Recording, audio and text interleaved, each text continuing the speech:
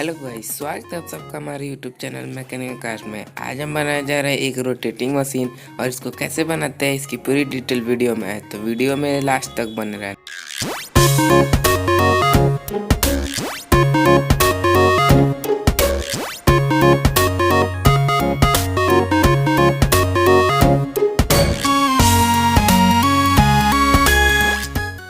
Friends, ये motor cooler के swing में काम आता है, तो फ्रेंड्स आप उसमें से निकाल सकते हैं। फ्रेंड्स, ये मोटर 230 वोल्ट से चलती है।